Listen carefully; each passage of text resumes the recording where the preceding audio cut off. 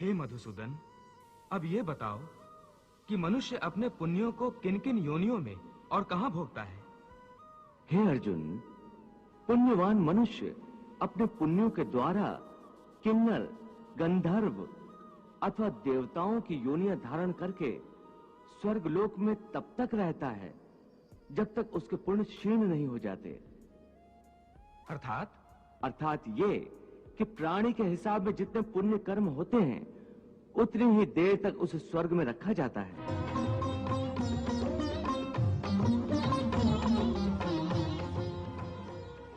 जब पुण्यों के फल की अवधि समाप्त हो जाती है तो उसे फिर पृथ्वीलोक में वापस आना पड़ता है और मृत्यु लोक में पुनर्जन्म धारण करना पड़ता है।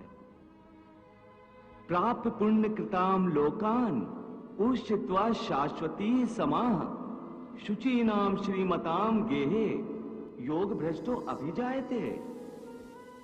परंतु स्वर्ग लोक में मनुष्य के पुण्य क्यों समाप्त हो जाते हैं? वहां जब वो देव योनि में होता है तो वो अवश्य अच्छे कर्म करता होगा, उसे इन अच्छे कर्मों का पुण्य तो प्राप्त होता होगा। नहीं अर्जुन, उच्च योनि में देवता बनकर प्राणी जो अच्छे कर्म करता है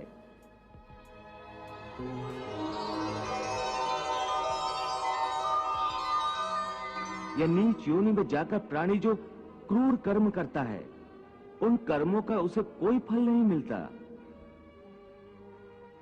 क्यों? क्योंकि वो सब भोग योनियां हैं।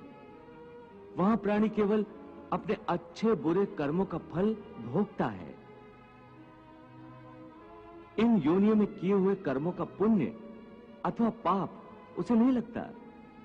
हे पार्थ, केवल मनुष्य की योनि में ही किए हुए कर्मों का पाप या पुण्य होता है, क्योंकि यही एक कर्म योनि है। इसका अर्थ यह हुआ कि यदि कोई पशु किसी की हत्या करे तो उसका पाप उसे नहीं लगेगा, और यदि कोई मनुष्य किसी की अकारण हत्या करे तो पाप लगेगा। बिल्कुल ठीक। परंतु यह अंतर क्यों? इसलिए कि पृथ्वी लोक पर समस्त प्राणियों में केवल मनुष्य एक ऐसा प्राणी है जो विवेकशील है। वो अच्छे बुरे की पहचान रखता है। दूसरा कोई भी प्राणी ऐसा नहीं कर सकता।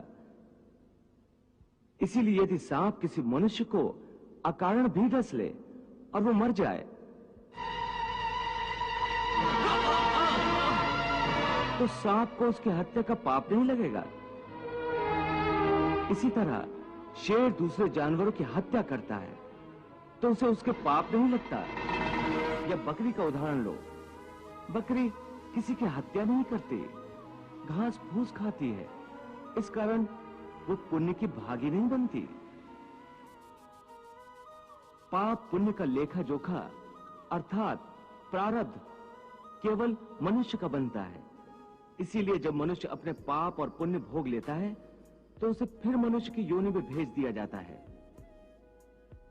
ते तम भुक्त्वा स्वर्ग लोकम विशालम क्षीणे पुण्ये मर्त लोकम विशंति एवं त्रिधर्मम अनुप्रपन्ना गतागतम काम कामा लभन्ते।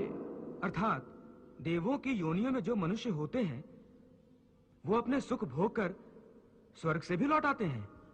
हाँ, और मनुष्य की योनि प्राप्त होने पर फिर कर्म करते हैं और इस तरह सदैव जन्म मृत्यु का कष्ट भोगते रहते हैं।